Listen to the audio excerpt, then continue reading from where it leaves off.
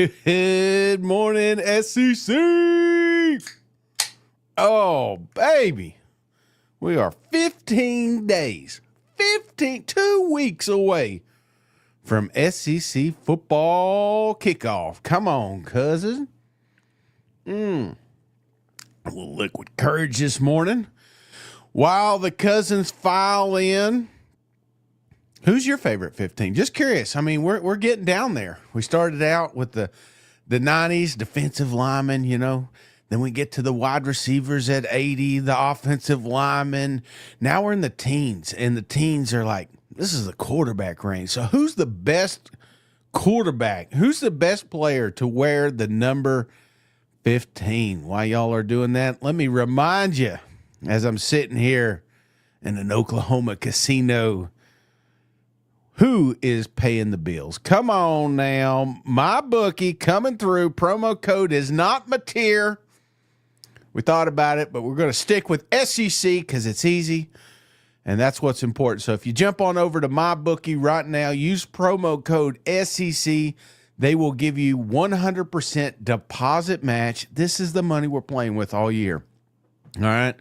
We've got some big news coming out of these different teams, and one of the things I'm seeing is these betting lines move tremendously. So if you're feeling really good about your team or bad about your team, now's the time to get those bets in.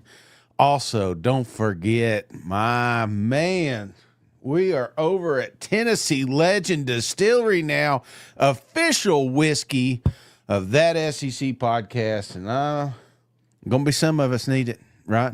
I don't know if I'm supposed to have this in the casino. Surely we are, right? You know, I don't know how much you'd have to pay for it, but you ain't got to pay much for this. I'll tell you, this is a good price, good brand.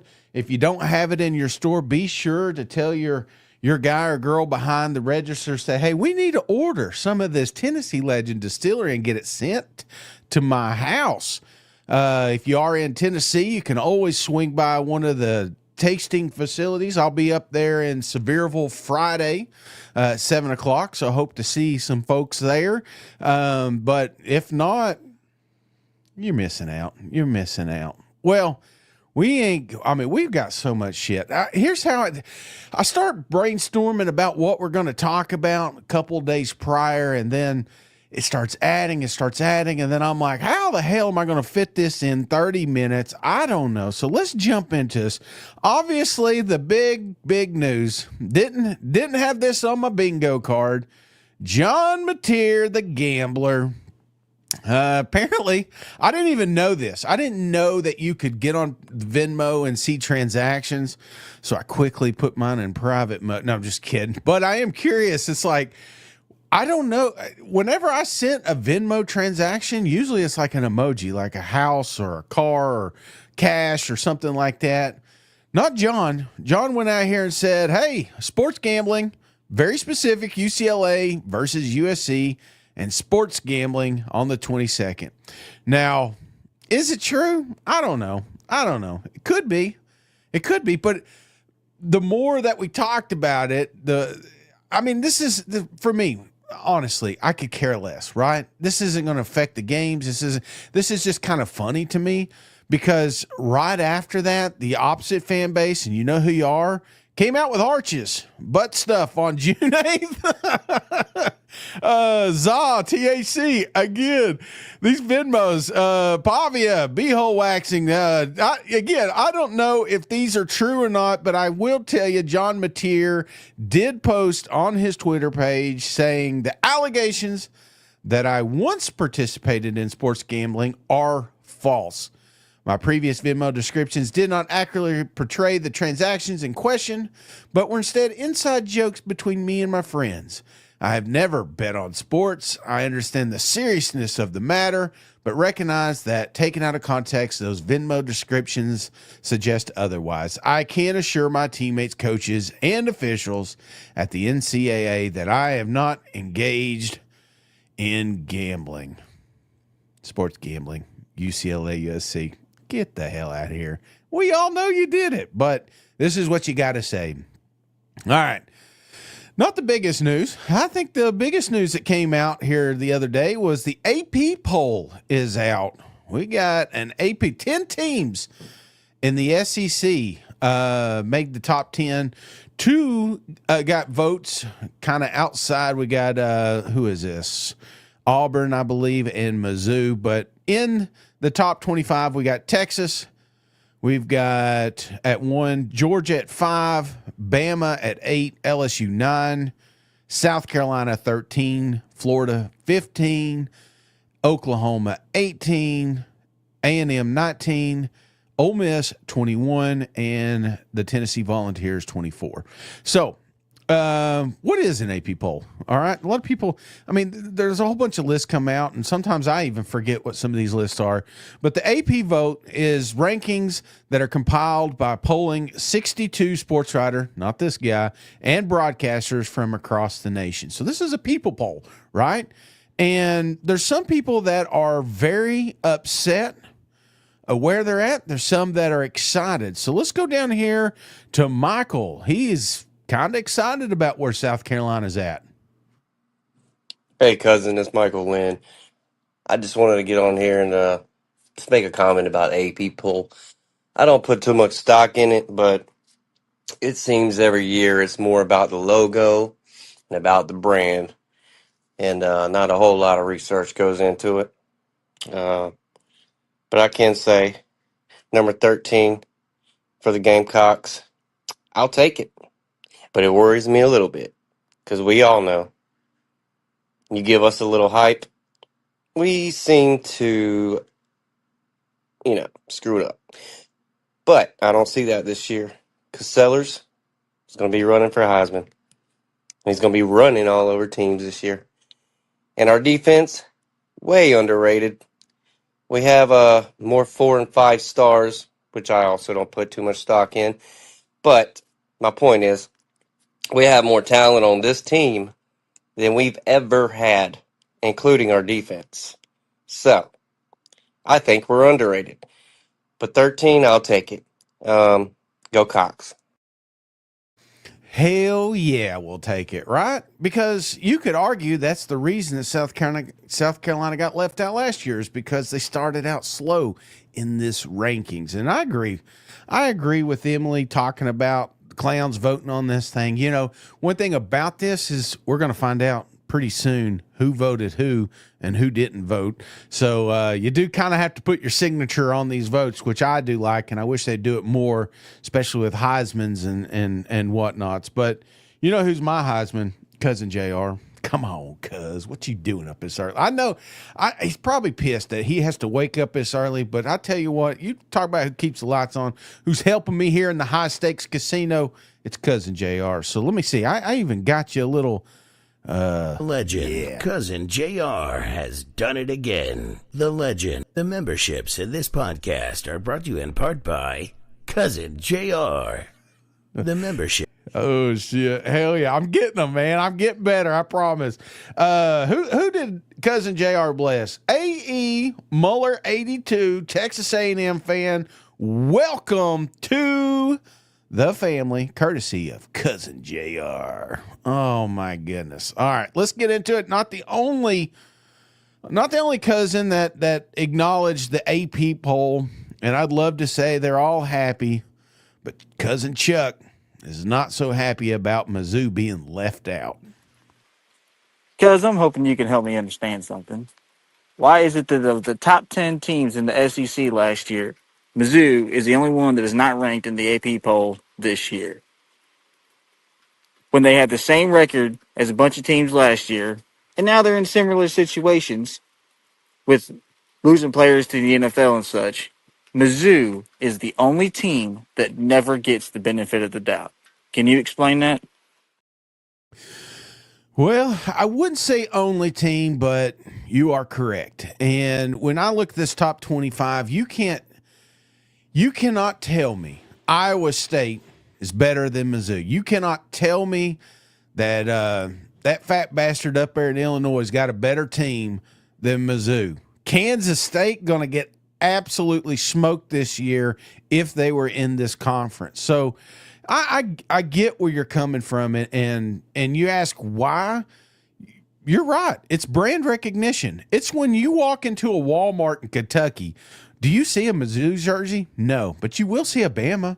You will see an Ohio State because that's what people, they're topical. They don't do any research. That's why I hate the Heisman vote because, again, it's human error and it's laziness, you know? And honestly, probably best I don't have a vote because I couldn't tell you who the starting quarterback at Indiana is. All right. I couldn't tell you, which player Texas Tech purchased last weekend. I can't say it because I don't know. I don't follow it. So I shouldn't be a vote for it. But some people get these votes and it's absolutely stupid. All right.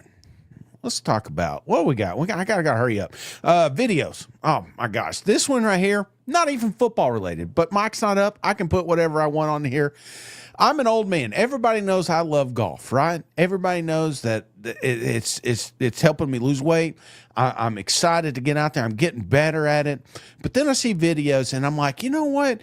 These fucking kids, they should not be doing this. But then it turned out to be one of the most impressive shots I've ever seen in my life. Good. No. That's not good. Oh my god! Oh my god! Oh my god! Oh my god! Dude, if I came up and I saw them kids teeing off on the green, I would have kicked their ass, but I'd let it pass if they made a shot like that. Another thing I'm a little upset about, guys, and I don't know which one of you guys did this, but someone leaked my huddle video, and I am pissed.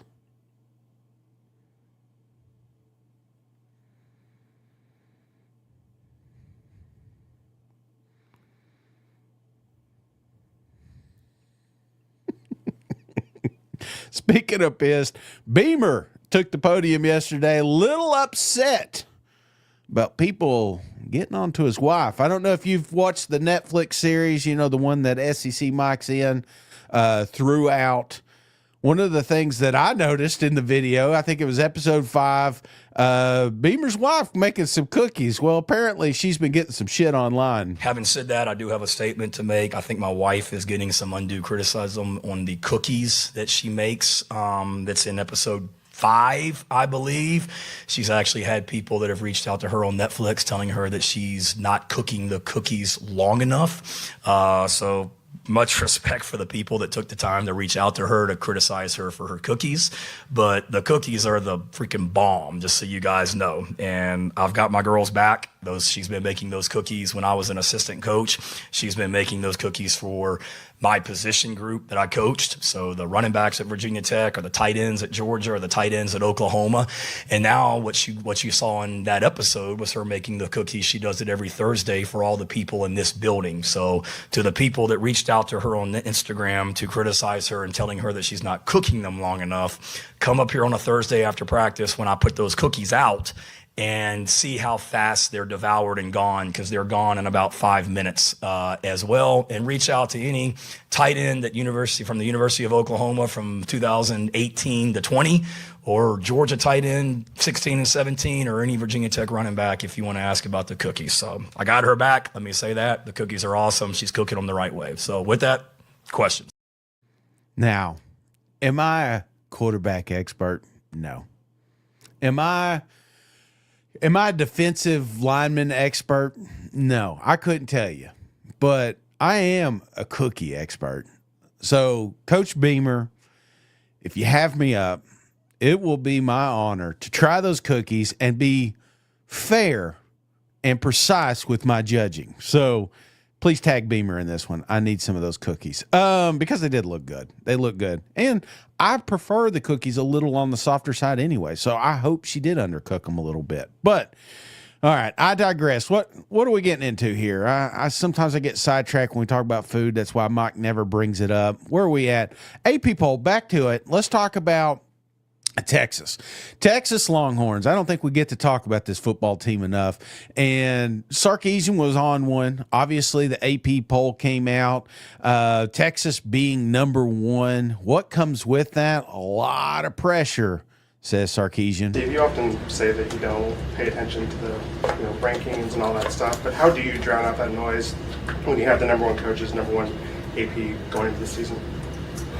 It really doesn't matter. Like, that's how I drown it out. I tell the guys exactly that. Like, it doesn't matter. It's irrelevant to the way the season's going to go. It's irrelevant to the way we're going to play. It's irrelevant to how our opponents are going to play. Maybe it puts a little bigger bullseye on us for our opponents. But the reality is we have to go do it, right? We have to perform, and we have to perform at a high level over time and time and time again.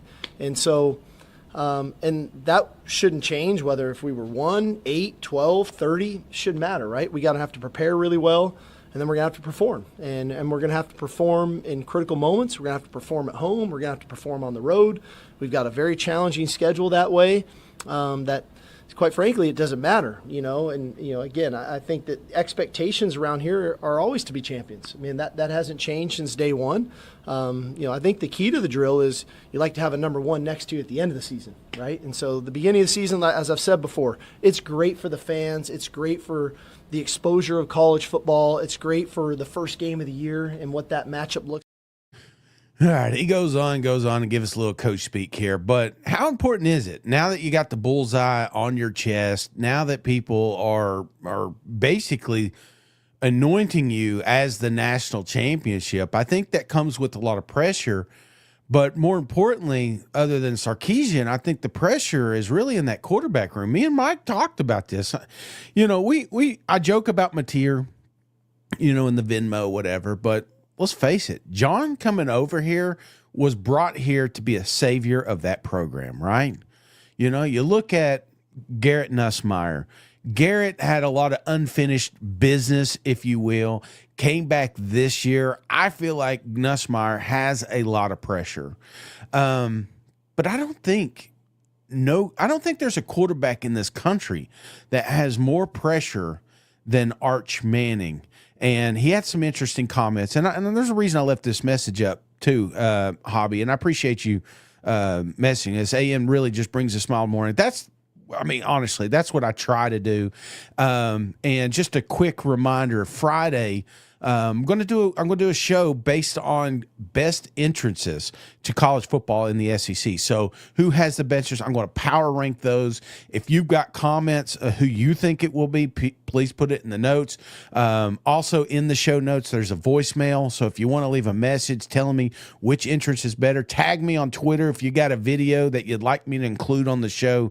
So just kind of a little foreshadowing, big word for the day, what's going to be on Friday's show. But back to Arch, the pressure surrounded by QB1. How's he able to handle all this hype? Because you've been around Matt Leinart, Mac Jones, guys that are expected to be great at work. How's he been able to handle that, given his relative inexperience as a starter? I don't know.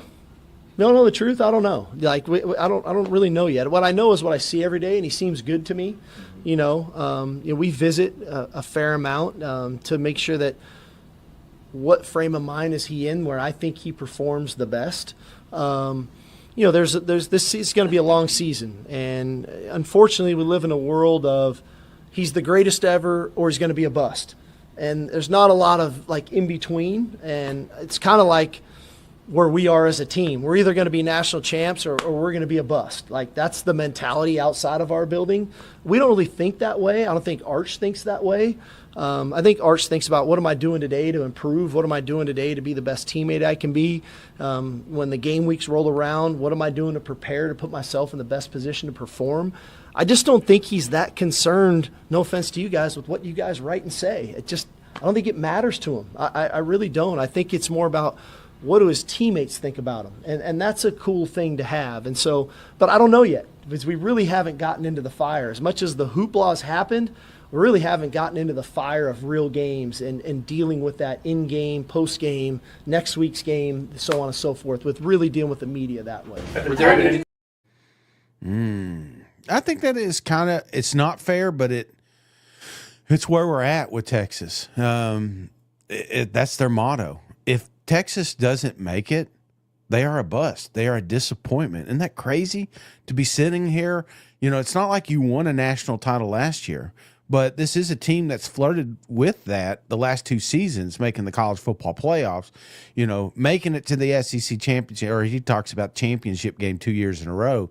There's a lot of pressure that comes on Texas as a whole, but more pressure on that quarterback. And if Arch Manning fails week 1, I feel like we look at, in fact, that's that's the theme of the show, right? Who must win week 1? And we've got so many great games. Auburn, Baylor, Virginia Tech, South Carolina. Who else we got here? LSU, Clemson, Texas, Ohio State. That could potentially be the national championship. Syracuse, Tennessee, Alabama, Florida State. So many good games. So it got me thinking, who must win? Which team has the most pressure going into week 1? Not so much winning. I probably should have worded this different. Which one has more to lose if they drop a game? And so I ranked them. Right? And I asked the cousins, I asked you guys what you thought, who should be the most pressure. I did like this comment from cousin Jeff. I'll be completely honest with you. All of them, they all should have the pressure week 1. As much crap as the other conferences have talked this offseason about the SEC, it's time to show it on the field. Talking time is over. Destroy everyone. And I agree completely.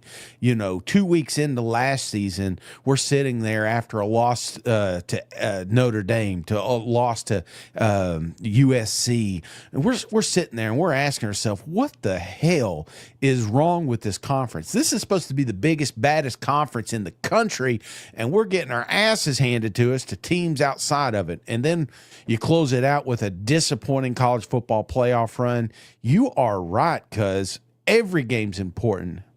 But there are tiers to this thing, Vanderbilt and Charleston Southern, Alabama, A&M, Arkansas, the Sharks, the Tiburon Sharks there at Long Island against the Florida Gators, UTSA against A&M. These aren't stealing the headlines. Outside that fan base, probably not even watching these damn games, but they are important, obviously. But that's why I've got them kind of in a tier of their own. Georgia, Marshall could be a little bit more competitive. And by competitive, the game probably will be at hand in the second quarter instead of the first.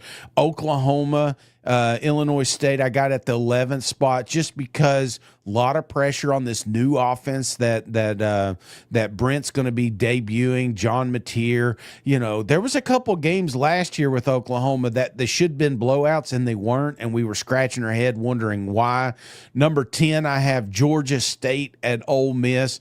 Just anytime Georgia State's on the damn schedule, I'm going to include this one because we should stop scheduling this damn team. More upsets in the SEC than just about anybody. But that's kind of tier 1, tier 2 for me.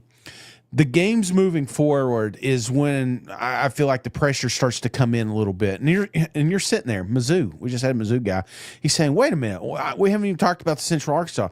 The reason I got the Central Arkansas game at number 9 is not because I'm afraid of these Purple Bears.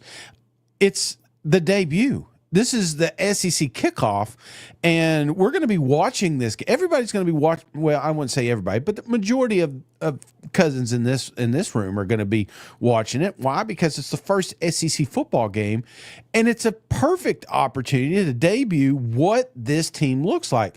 You got to show the country how pissed off you're not in the AP top 25. You got to go out here and kick some ass. We can't be playing with our food for 2 quarters and then winning at the in the second half. This thing should be done. Quarterback competition should be settled. Defense should be smothering. This is a football team that really should hang 50 points in the first half. And I hope that's what they do. But that's why I've got it at the number 9. Number 8, and this is a losable game, guys. I hate to say it. But Southern Miss, don't sleep on them. I'm not saying Southern Miss is a great team. I'm just saying Mississippi State's got a tough game next week. And this is one that they debut a lot of new faces and places. And Mississippi State, you talk about Jeff Lebby. taking a damn bat to the face. If you keep this game close, yeah, I think. In fact, cousin Chris brings up Mississippi State lose on the road to Southern Miss, and it's the beginning of the end for Lebby. Yeah, let's not forget it's on the road. So you lose to Southern Miss. I think Lebby's gone. That's how crucial I think that first game of the year is, because when you look at Mississippi, I'll bring it up real quick. I won't talk much because I got to keep moving. But Mississippi State, after this, you look at their games, Arizona State, Alcorn, NIU. Those are the winnable games, right? And Arizona State, I probably shouldn't even put that one in the group, but they're at 3.5 my bookie. And if you drop that first one, you're you're probably winning one game, probably Alcorn. I mean, we may even lose to NIU. I hate to say it, but it could happen. Let's hope it doesn't. I don't want to talk about that. That just gets me upset because Mississippi State fans deserve better. Texas, Ohio State, I've got it the number 7. Now, is it an important game? Absolutely, right? But this game also got that asterisk beside it for some reason. It's almost like a preseason game. If Ohio State loses, that does nothing. They're still going to potentially be in the college football playoff. Texas loses, they're the number 1 team in the country. However, we just talked about pressure. Sarkisian pressure, Arch Manning pressure. I mean, Texas sport. Cousin, he says, Texas Longhorns, man, we can't lose to the Buckeyes again. Texas, first time ever being number 1 and they lose? Come on. I would say Texas or LSU, but this shit show that FSU does last year provide a lot of pressure on DeBoer, ultimately LSU. So Trey hit him on. He does like me when Mike asked me a question. I give you an answer and then 2 other answers. But you're right. I feel like this one is more important for the conference. And what I mean by that is when we get to the end of the year and we're trying to figure out which 9-3 SEC teams should be in, because there's going to be some, we're going to go back to this one. And if Ohio State kicks Texas ass, they're going to set the bar for the Big Ten even higher than it should be. So this is a measuring stick, all right? And just like Gruden said down there in Athens, we need to be the freaking nightmares. When we kick off season week 1, you may not be a Texas fan. You may pray to God they lose. But if Oklahoma goes 9-3, they may not get in because of this game. I know it sounds crazy, but if Ohio State runs the table, if Syracuse beats us week 1, they're going to look at these Big Ten games as measuring sticks. So, yeah, leads me to number 6, down in Atlanta, my Tennessee Vols against Syracuse. Oh, my gosh.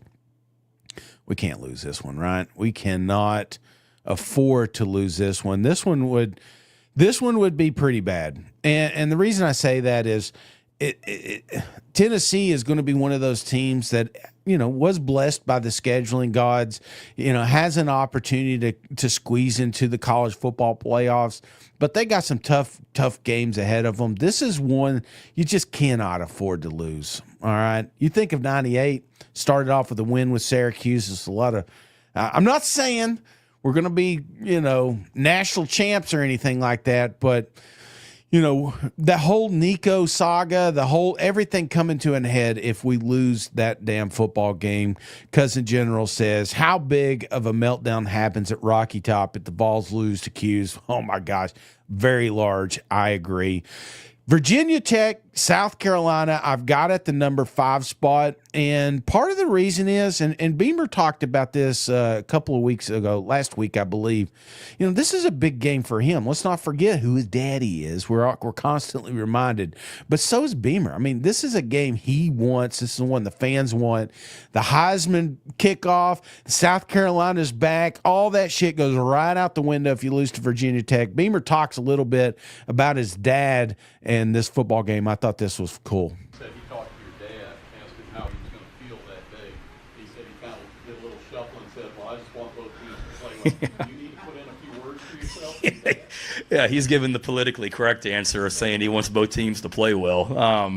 I called my parents on Saturday. I was driving back from the beach, and My son and I were in the car, and we called my parents, and he was telling me that same story, and it was kind of, hold on now, you can tell Brent that, but you're sitting with us, so you're not going to sit with my wife and where she is, just hoping both teams play well. There better be a little bit more allegiance to us than just hoping you see a good game. Shane, how are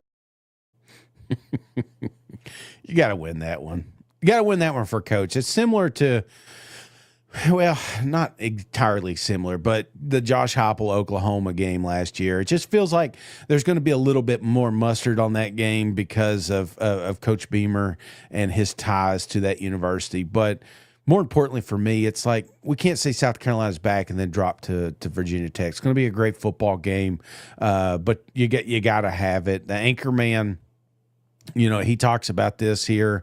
South Carolina, because of all the hype in the offseason, couldn't agree more.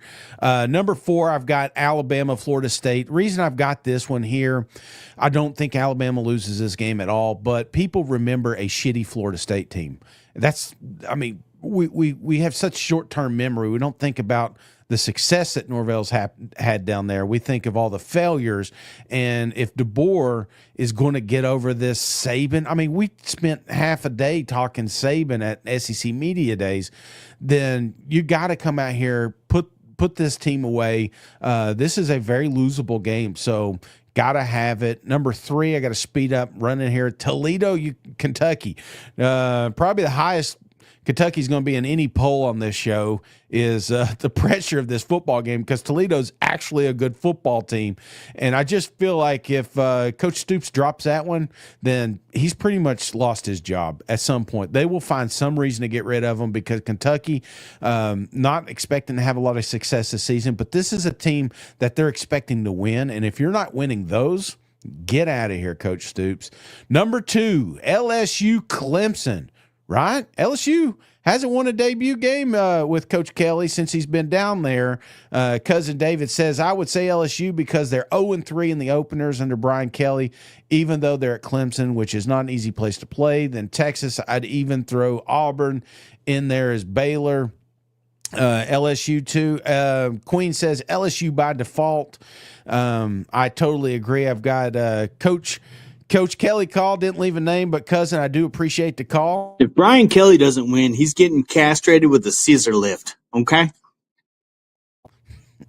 He's not wrong. I don't know about the castration part, but a lot of pressure. Absolutely a lot of pressure. This was kind of splitting hairs. I had to pick one. It's like you're picking your favorite kid, or I probably shouldn't say in this case your worst kid.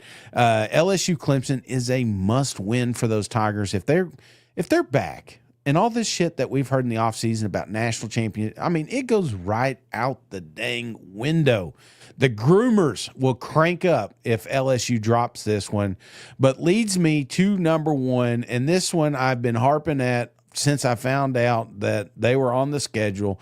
Hugh Freeze has more pressure, I think, than any coach in the Southeastern Conference against Baylor. Baylor's a really good football team.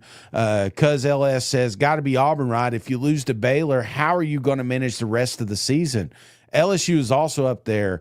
Can't get away with this losing marquee matchups. Adam says it best. Auburn by a country mile will set the tone for the season and determine how loud the noise will be around Freeze. And that's the big one for me, is dropping Baylor. Now I feel like Oklahoma's a very losable game. A&M's a losable game. Georgia, there's a chance that the wheels completely fall off down there in the plains, and they're sitting there at 2-4 going into a Mizzou game that they could also lose. Absolutely. This is a must win. I cannot stress how important this game is, not to mention it is on Friday. More people, more eyeballs on this thing. Auburn's success will be based on this Baylor matchup. So Hugh Freeze feels it. I know you guys do, but hey, we're coming to an end. I appreciate all the cousins making it in here today. Be sure to leave notes who your favorite player to wear number 15 is. Also, if you've got an entrance idea, like you're sitting there and you're saying, hey, my team has got the best entrance, in the country. Be sure to let me know. Put it in the show notes. You want to talk about it, you can also call me. But hey, let's get to work. I will see you guys Friday at 7:30 tonight. Me and Mike will be on normal time, 7 p.m. So I hope to see y'all there. But y'all have a wonderful day. Go Vols. Hey, buddy, this beer's for you, Mike, and Cousin Shane. That SEC podcast loves the Pirate, and the Pirate loves that SEC podcast. Hail State.